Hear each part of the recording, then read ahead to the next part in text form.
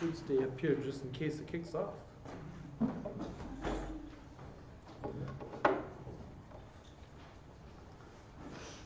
Good evening. Good evening. Did you get your afternoon nap in? No? So I didn't pay attention if there was any golf or something on, and I didn't even need it to take a small snooze. So you have before you you have before you some notes, including a summary. The map side is the first side because that's the oldest date on there. This evening, maybe we can do this. This evening, you look and you see there in your notes, we are talking about the failed revival. Is really what it kind of comes to in what happened during the time of Joash. Take your Bibles, if you would, turn to 2 Kings. 2 Kings.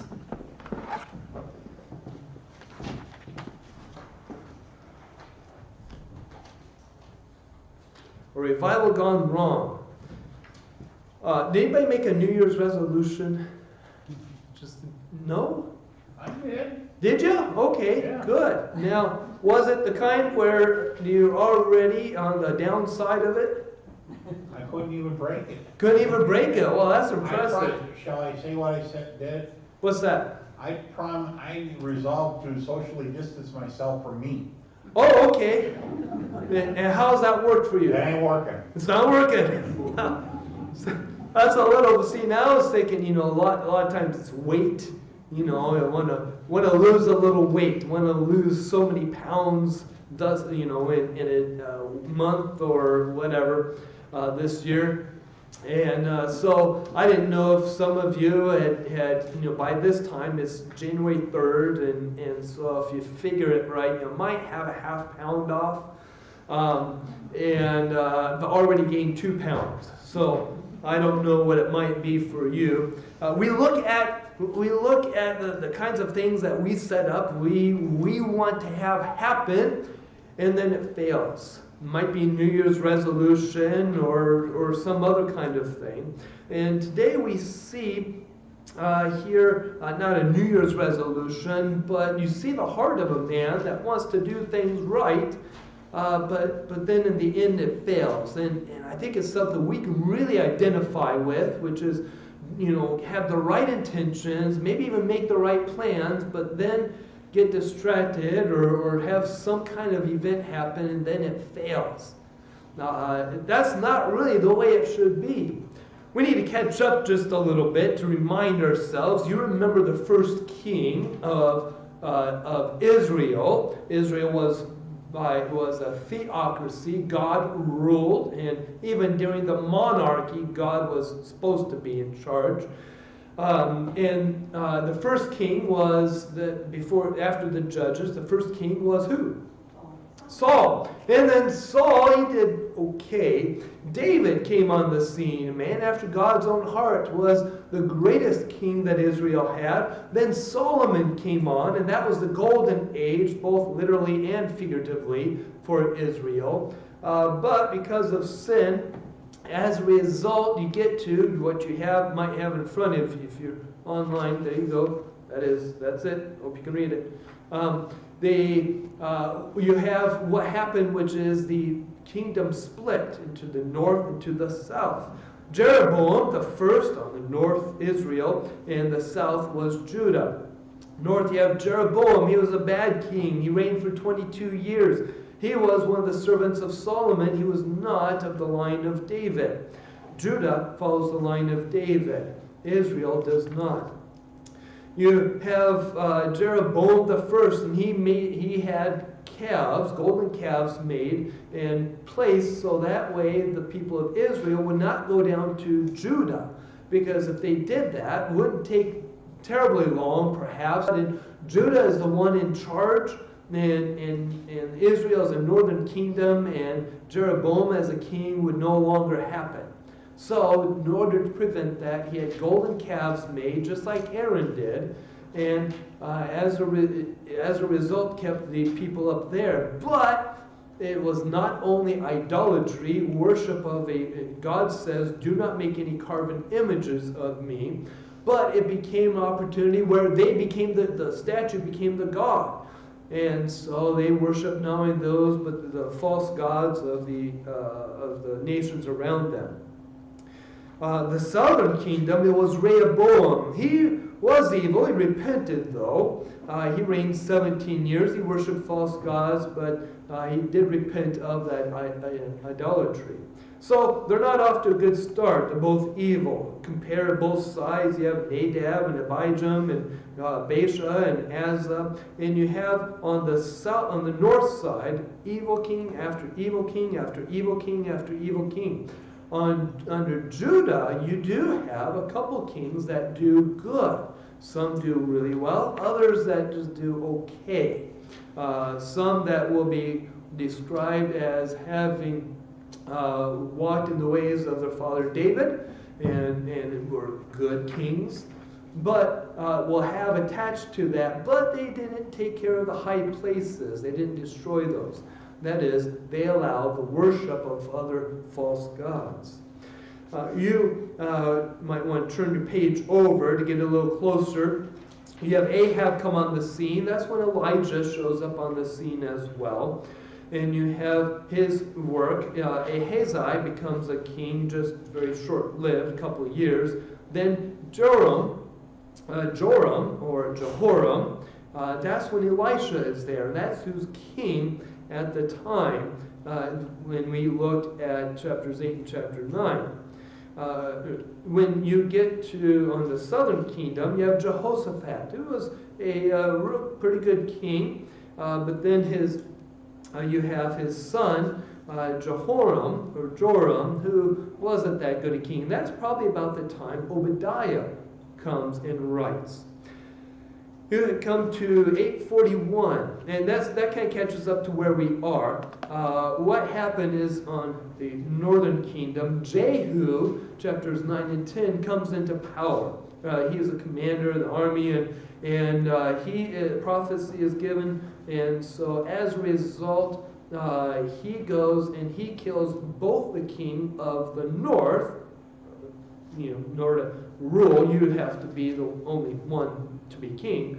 So he kills not only the king of the north, Joram, but he also kills Ahaziah, the king of the south, because they were together. Remember Syria,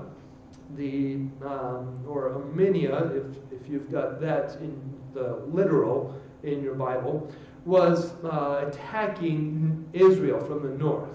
And their work on attacking Israel from the north would sometimes bring Judah and Israel together to kind of defend the country together. Well, because of that circumstance, Jehu was able to kill both the king of the north and the king of the south. In the southern kingdom, Queen Athaliah comes in charge, becomes queen, and she was the mother of Ahaziah. She was bad. She did what you normally do when you get to the rulership, is you kill off the previous dynasty. So that way they're no longer a threat to your rulership. She killed a lot of people, killed the royal heirs, but Joash was spared from that. He was hidden when that took place. That brings us closer to where we want to be. Come to 2 Kings chapter 11 is where we are.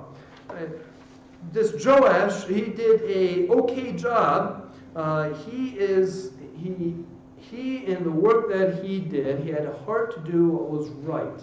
Look here in chapter 11 of 2 Kings, you see Athaliah, the queen, the mother of Ahaziah, saw her son dead. She arose, destroyed the royal heirs. And you see Jehosheba, he is a priest. He is helped and hid Joash away, the proper heir to the throne. Hid him away. and Athaliah, she continues to reign. She reigns about 6 years. And then you get to verse 17 of 2 Kings chapter 11. Jehoiada made a covenant between the Lord and the king of the people. Back up a little further. I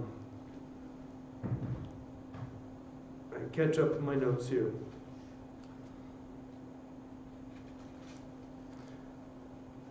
Okay, you have Joash is hidden for a little bit. And then we go to verse 14 here. We'll go verse 12. What they did is Joash is brought out to be king. And they put a crown on him. They gave him the testimony, and they made him king. The testimony, the law. And they made him king and anointed him. And they clapped their hands and said, "Long live the king." Athaliah, she hears all this noise that's happening. And she's like, wait a minute, this isn't right. I'm the queen, I'm the one in charge. So she goes to complain, and she calls out for treason. Jehoiada, the priest, he says to the captains there, Joash is really young, he's 7 years old. And he says to them, take her. And they took her outside of the temple area, because you don't kill anybody inside the temple area. So you go outside the temple area and you kill them. That's what they did to her, because she wasn't the right, she was not God's chosen one not even the right one in line for the kingship. So they killed her. Verse 17, then they brought the covenant, they made a covenant between the Lord and the king and the people, that they should be the Lord's people, and also between the king and the people.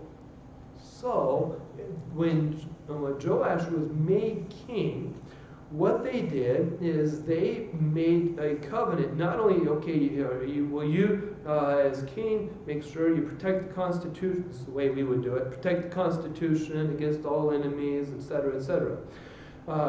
It was a covenant between the king and the people. They would say, as king, we rule these people, and to the best of your ability, and so on, whatever they would say. And then to the people, well, you serve him as your king. But before they even addressed that, they made a covenant with the Lord, that they would follow the Lord. It starts out as a good kingship. That's a good way to start something, is to be dedicated to the Lord and to know that the Lord is where you need to be following. So, that is how his kingship starts up. You look here and you see, if you notice on the paper there with all the kings on there, it's been a while since they've had a good king. Israel, Judah. And Judah, because of its history of having bad kings, those that helped promote the idolatry in the country, what they did, it doesn't mean that that's the way it has to be. Because America has a bad president, doesn't mean all future presidents have to be bad. Or that we've had bad president after bad president after bad president. Doesn't mean the next president is going to be bad. I mean, you might look and say, well, it can kind of make sense that he would be, maybe, but when we look at history, we don't have to assume that just because that's the way it's been means that that's the way it has to be.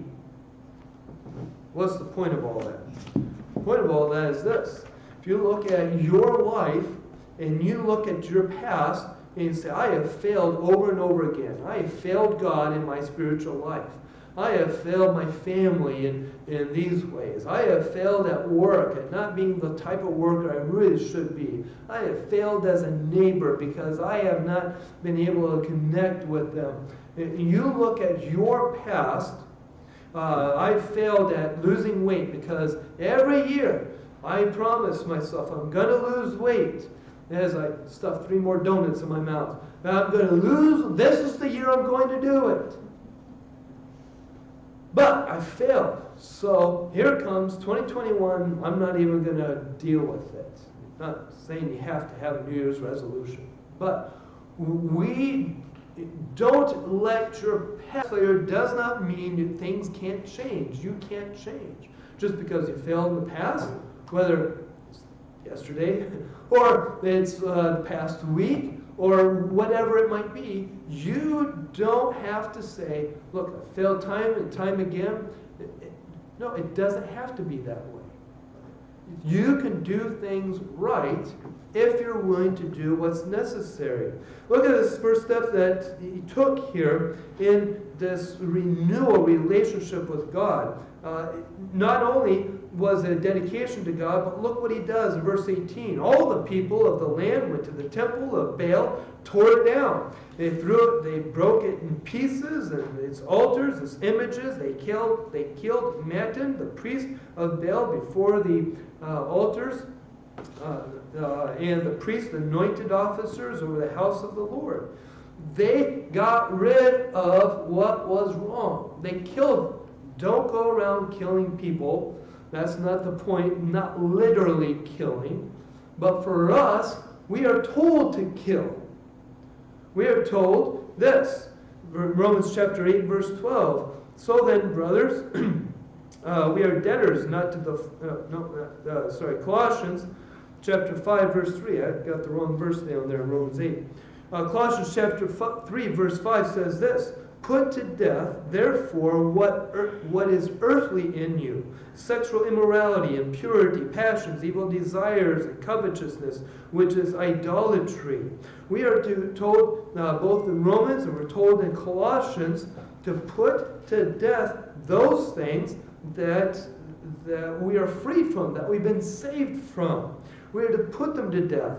Now, we are not to be carnally minded is death, and spiritually minded is life and peace, we're told in Romans 8. We need to recognize that we have been set free because of what Jesus Christ has done for us. If you have been set free from sin, then why should you live any longer in it? That's the question brought up by Paul. We've got no reason to live in sin. We've got no reason, whether it is the sin of slothfulness, of gluttony, of gossip, of pornography, of I'll say drugs, but that can fit in with gluttony. And it's all tied together. It's trying to satisfy a physical desire that I've got no business seeking to fulfill. Drunkenness, the bitterness, all that. When Christ died for your sin, it was paid for. You got no business hanging around it anymore. Don't go in the wrong. Get ahead of myself here. I keep going here. In chapter 11, verses 1 through 12, you see that they end up killing Athaliah, the queen. She was the root of a lot of that wickedness. And then, when they came to the prophets of Baal, they got rid of them. In their case, it was appropriate for them to physically kill them. You're not going to go around killing old friends and blowing up businesses, but you might need to kill relationships. You people are bad for me. I need to be doing what's right to honor God, and doing the things that are wrong, or hanging around the wrong people, or putting the wrong things in my mind is not the way that I'm going to find success in Christ.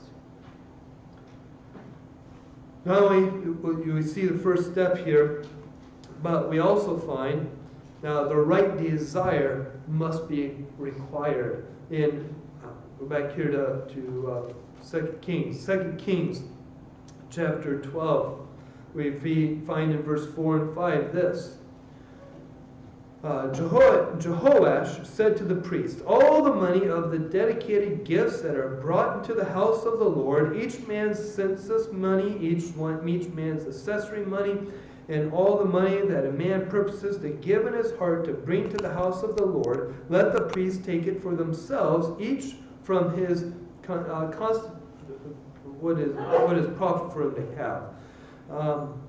and let them repair the damages of the temple wherever any depletion is found. Athaliah, when she was queen, we find in 2 Chronicles 24 that she broke into the temple in order to get the things out that were sacred and that were worth things for herself, or to offer up to the false gods. She desecrated that stuff, and out of neglect from the temple and out of damage that has happened,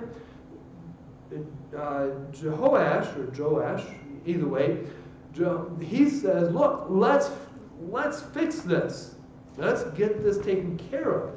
It's important for them to rebuild the temple. Why? Because that was to be the center of their life.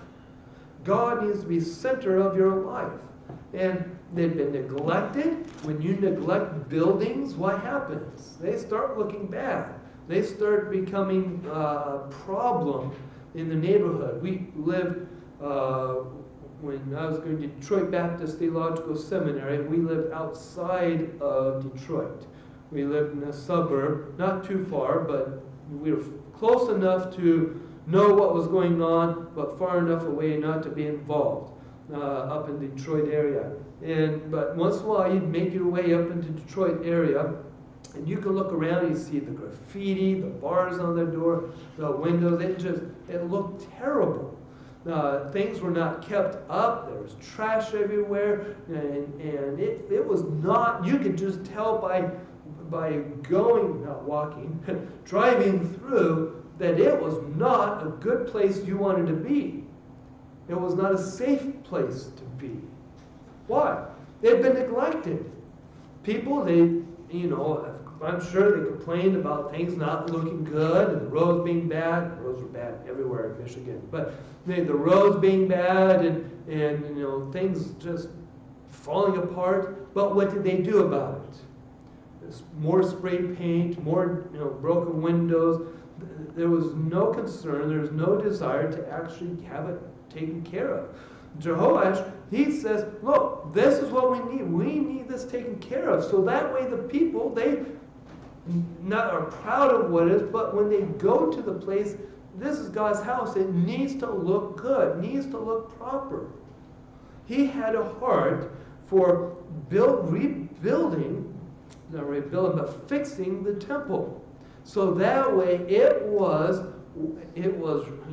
it showed honor to God, and when people came, they could see that it was a place for them to honor God. It was what was on his heart. God had put it there in his heart. And so he says, look, priest, you take care of that. And they said, look, the stuff that's coming in, it's enough for us, but it's not, we don't have the funds in order to be able to fix everything that way.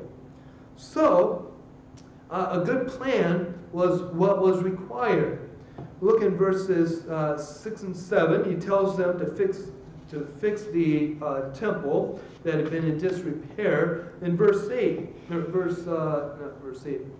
starting verse 9, it says, Jehoiada, the priest, took a chest, bore a hole into the lid, and set it beside the altar on the right side, as one comes into the house of the Lord. And the priest who kept the door put there all the money that was brought into the house of the Lord. If you look at the Old Testament law, when you gave certain sacrifices, or when the temple tax came, it's not really, I don't think government kind of tax, but the people were to, well, I guess in a way, the people were to give to the temple in order to help the upkeep as well as support the priests and such. But when the money came in, that money was set aside. This was a special offering. This is where the special offering comes in. The offering box, we have, and then a special offering. And this special offering was for rebuilding or refixing the temple so it looked good. There was a plan put in place, and so they said, look, this is what we're going to do. They put the box there, and then when the box filled, we keep reading there in verse 10, we find when the box filled up, that they came, they took the money, they counted the money, And so that way they knew how much came in. And then what they did is they gave it over to the people that would rebuild the temple. When we look at our life and we see, okay, where am I spiritually? What has to happen? When you look at your spiritual life, just take a moment and think about your spiritual life. Do you have the right heart that you want to build your spiritual life? You have a relationship with Jesus Christ, having put your faith in Him. Now the question is, what are you doing about that relationship? Are you building that relationship, or are you doing nothing with that relationship? Are you letting, if you say, well, I'm saved, and are not actively involved in spending time in God's Word, spending time with God's people, spending time in worship, what's going to happen to you spiritually is the same thing that took place with the temple physically. It degrades. Your spiritual relationship with God degrades. When you don't have a right relationship with God, when you don't even have even your desire begins to wane, because you're not taking care of your spiritual life. If you're not taking care of your spiritual life, it's going to look in shambles. And when you want to go there to worship, to get right with God, you're going to say, well, there's a lot of things that need to take place in my life before I have the kind of relationship with God that I need to be having. I mean, if we just took evaluation and said on a scale of 1 to 10, 10 being I am like the absolute closest with God that I've felt like I've been for years. And number, we'll go with 1 instead of 0. 0 being I have no genuine relationship with God. I can tell because look at my life and my interest in spiritual things. But so we'll go with 1.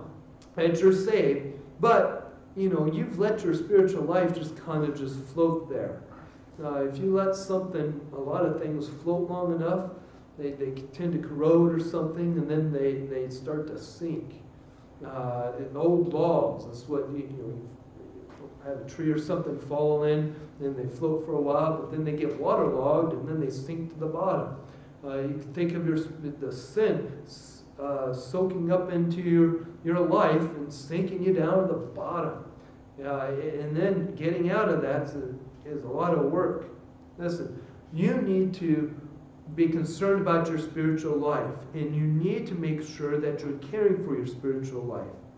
We see here that there was recognized of the need. They took the steps to do it. They made a good plan to do it. If you look at your spiritual life, what's your plan? To build your relationship with God, to be closer to God this year, even in the next week, closer with God this week than you were last week. What are you going to do? When are you going to do it? How are you going to do it? Maybe with whom are you going to do it with? Where are you going to do it?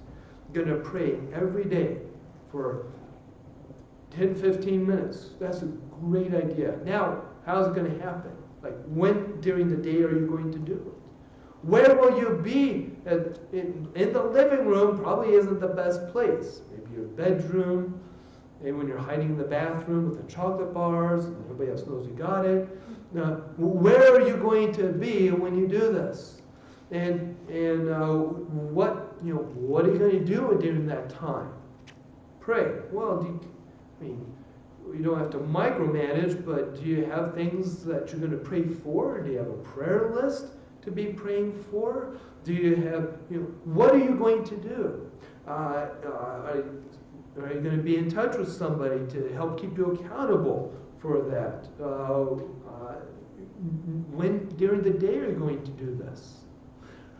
We need to make sure that in our lives we are honoring Him. We are growing in Him. And it will not happen unless you are working at it. A good plan is needed. What am I going to do? And then you got to do the work for revival. In verses 9 through 16, you see that they gave the money to the people that did the work, the builders, and the carpenters, and they went, and the masons, and they went and repaired the building. They would do the work. I'm assuming they did the work like originally, that the work was done off-site, and then so they would take the rough stone, and then they would square it up, and then they would take and have that hauled into the temple area where they would just set it and plaster it. I'm assuming they did it that way. So the work did not happen actually inside the temple yard where people were worshiping and things. That does not mean that if we do anything here at church that we have to do all the work outside and then bring it inside. That's not the point of the passage there. But that was what they did. That's how God commanded. And probably I would think that's the way that they did it here. In fact, trustworthy people were the ones that were involved in this work because they gave the money to the people that did the work and did not hold them accountable, it says in here. Why? Because they trusted them to do that work. You can trust people who want to do God's work well. Are you a trustworthy person that you will do God's work well? When people look at you, your reputation, is it Christ-like? We need to do the work of spiritual renewal. It's not easy work. When we have a goal or a plan, so we're going to do this New Year's resolution. Okay, so it is by the end of the month we'll have lost 5 pounds. If you want to really push it, 10 pounds maybe. It depends on how many cookies you want to not have your daughter make, I guess. You're going to do this thing, so that'll be great. You know what? No problem. 5 pounds in a month, that's easy. I'm not saying y'all need to lose 5 pounds. I'm just saying that's a popular one to use. That's why we're using it. We're going to use 5 pounds this month. So that's fantastic. I'll feel better. I'll look better. And so that's what we're going to do. And just think what it's going to be like. And then what happens? January 2nd, right? And your daughters make cookies and say, wow, those sure look good. And then the temptation comes. Or, you get going and you feel like you're doing pretty good, but what happens? You realize that this is starting to become work because now I actually have to eat things that are green. And not only do I have to eat things that are green, but I'm not. There are things that I should not eat, like anything sold at any fast food restaurant. The fried stuff. I said to myself, boy, when was the last time you had onion rings? I love onion rings. But apparently my doctor says I don't love onion rings. I think she's wrong. I looked, what was that? I think it was on the back of some frozen onion rings or something. I know they're not the same thing, but and I looked on the back of it, and the box told me I did not love onion rings. But I'm pretty sure I do. The work starts. It had to be hard work because they didn't have the kind of power tools we have today. But in order to square the blocks that were used, in order to do the wood, the craftsmanship that needed done, that had to be hard work. When it comes to our spiritual life, if you're going to live closer to Christ, you have to do the hard work. The hard work of doing things like, okay, instead of what I would rather be doing, I'd rather be watching my favorite TV show. I'd rather be, playing, something on a device or playing game outside or out. Probably not now outside doing something, but I'd rather be doing this or that. I have to say no because I have to pay attention to my spiritual life. I want to go home and eat a bag of chips, but there's no bag of chips there to eat. Why? Because You already ate it. that's why. No, I only ate part of them. I think Xander finished them off. Even though I want to do some of those things, I have to say no. Because being personal here, because I don't want another heart attack, okay? That's why. But spiritually speaking, when it comes to the things that we want, if I want it that bad, is it something I should be doing or wanting? Maybe it's something that Satan is using to distract me from the work that should be done. We need to have hearts that are willing and ready to do God's work. We can't look at the past and say, yeah, I know it, but I failed every time, so why try? Maybe you've talked to people that have that kind of mentality. Oh, well, I could, and I'm not good at that, or I tried that once, and I didn't,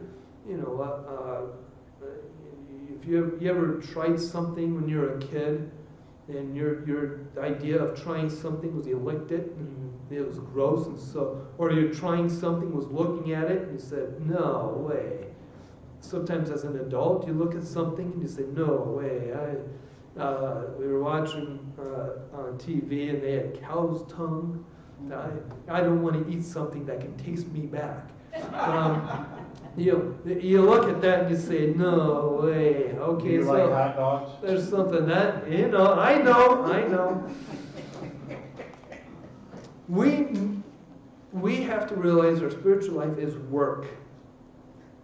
And just like the transition from being a kid to an adult is starting to realize life is not about entertainment and what pleasures me, but what the responsibilities I have to not only decisions I make, but the things that I do. And as spiritually speaking, we have to have the same mentality. Look, there comes a point in time where I decide, look, this is what's spiritually right and good for me, and I have to put those things aside. I have to not let the past failures mean that I can't change. I have to take that first step of renewal, which is to say, these things are hindering my spiritual life. I need to set them aside. I need to make sure that I have the right desire, because the right desire is required, and have that desire just like Joash did. Jehoash is how it's in my text. First and second, the Corinthians and the Kings mess up the names, but that's because of the audience and because of the time that's taken place as well. So Joash here, in the decisions that he makes, he says, yeah, this is the right thing to do, and has a plan to do it, and so goes with it, and then realizes this is the work that needs to take place for that spiritual renewal.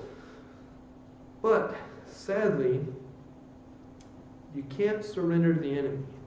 Don't surrender to the enemy. Look at what happens here. We've gone through chapter 12, and as we go through chapter 12, we see what Joash wants and what he strives for. You see his heart there. He gets rid of what's hindering, and he's building the temple. But the failure comes here when you come to verse 17. Hazael, king of Syria. So Ben-Hadad was king of Syria, but Hazael, he killed him. And so that story is mentioned earlier here in the Kings. When that took place, Elisha was involved in that situation. And when he told one of his disciples to go to Hazael and anoint him as the king, or tell him he's going to be the king, the situation happened that Ben-Hadad was sick, and heard that Elisha was in the area, and he says, well, go find out, if I'm going to heal up from this thing. And Elisha tells his servant to tell Hazael, yeah, Hazael, go tell him that he will recover, but he will die. And he said, well, he told him a lie. He didn't tell him a lie. what happened is, because Ben-Hadad was going to recover, Hazael made sure that he didn't recover. So he was right in what he said. And then Elisha, there is not, he stares at him and then begins to cry. And he says, well, Hazael says, what's wrong? He says, because I know what you're going to do to Israel. And it's bad. So you can go back and look at those, look at that. Hazael, he's king, and he's king of Syria. He goes up fought against Gath, in the Philistia area, and he took it. And Hazael set his face towards Jerusalem. That is, he's determined to go and take Jerusalem. So he and his army, they've had victory after victory. Syria and Israel has been fighting for years. And Syria, he comes and he gets there to the door. And what has happened in the past? Kings have gone to God and say, God, help us. And God has helped. But Jehoash, the king of Judah, took all the sacred things that his fathers, Jehoshaphat and Jehoram and Ahaziah, king of Judah, had dedicated, and his own sacred things, and all the gold found in the treasuries of the house of the Lord and in the king's house, and sent them to Hazael, king of Syria, and then Hazael went away from Jerusalem. Instead of trusting God, what he did is he stole from God and gave it to Hazael. When you have been bought with a price, therefore glorify God in your body which belongs to Christ. But when you say, look, I am going to take the things that of God, I belong to God. My mind, it belongs to God. I have been purchased by God. I belong to God. No longer do I live for myself, but I live for Him because I belong to Him. When I take my mind, when I take my body, when I take my desires, and I say, God, no, I know these are for you, but I'm going to do it for my own sinful pleasures, I sell out on God. This is what he does here. Instead of trusting God in order to bring deliverance, he allowed the king of Hazael, if we translate that into our context, allowed Satan to rob God of his stuff, of what belongs to him.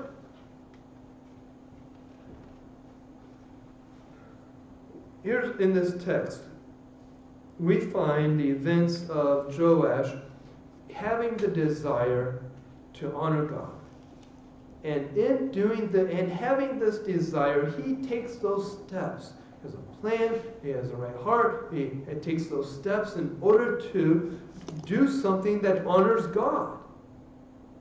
But when it got tough, when the danger was right there, and instead of, even putting up a fight, he was like, no way, we can't deal with this. He knew he was losing. Don't you know that you've lost when it comes up to a battle between you and Satan? You are made a little lower than the angels. The angels are of great power, of great knowledge and ability, so much greater than you and I. They were created that way.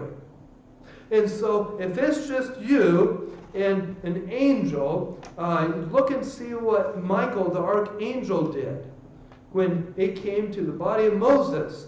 He didn't even go up against Satan. He said, the Lord rebuke you. See, you don't have the power within, despite what some of the Christian songs say. The power is not of you. The power is of God. Is from God. God is the one to rely on. Joash, he was going to rely on himself. But if he were to rely on God, who knows what God would have done? I mean, he'd done miraculous things before. When we rely on God, when temptation comes, and we, instead of, by our own sinful self, we're going to fall in that temptation. But if we rely on God and say, God, you give the deliverance. I need your help. I need your strength. I need you to deliver. And we trust God for that deliverance. Guess what? He will deliver. He can deliver. God, one of the things maybe you've noticed as we've gone through the Kings is the creativity of God, how God does things. I mean, it's pretty cool how these victories take place. God says, you do this, and I'll take care of the rest of it. And it's always something different. God's got a creative way of doing things. When you're faced with temptation, when you're faced with temptation of doing certain sins, then say, well, wait a minute, I can't battle this. God, I need your help. And you rely on God to help you. You pray, you bring back memory verses, God's promises, and you trust Him to resist that. But that I'm thinking sin actively, but think of sin also passively. You've sat on your couch, and you said, you know what I should do? And then you said, but I really don't feel like doing that right now. We have all done that. And it's still not done, is it? That's the way we are. We're lazy by nature. We are spiritually lazy as well. Not really in the mood to read my Bible today or to spend time in prayer. But if you're willing to overcome that by saying, but I know it's good for me and I need to, and you start reading or you start praying, what you find is after a little bit of time, all of a sudden that desire is stirred up and then you want more. It's like having that first cookie. Or even that first, in my case, I break off part. You feel healthier if you don't eat the whole thing at once, okay? So you break off a little bit of it and you pop it in. That's how they know I've been in the cookies. You break them and you have that first bite. What does that first bite tell you? First bite tells you this is good. You need more.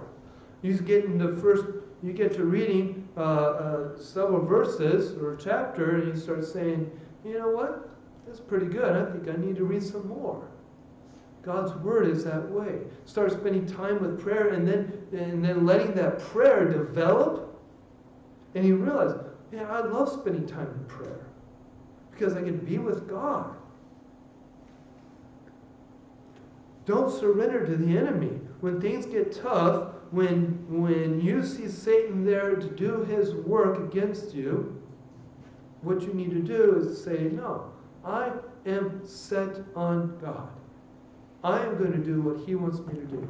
Look, this next year is going to be fantastic because you've decided that you are going to do what it takes to draw closer to God. You're going to do what God wants you to do in your life. He's going to take care of the sin. You're going to take care of the sinful habits. You're going to make sure that you're doing those godly habits. You're going to do what's necessary for you to grow in Him. So even though there'll be World War III, nuclear fallout everywhere, and we'll all have died from, I don't know, another strain of the COVID, whatever. But it will be a better year because your relationship with God will be stronger, your faith in Him will be greater, and the whole way, because the closer you are with God, it affects your entire life. And you want your entire life, physically, mentally, emotionally, of course spiritually, to honor Him. And so you approach life that way. Father, I thank you so much for your word. I pray that you will help us to learn from Joash and his work here. A bad example, but help us to glean from the good. Help us to be warned from the bad.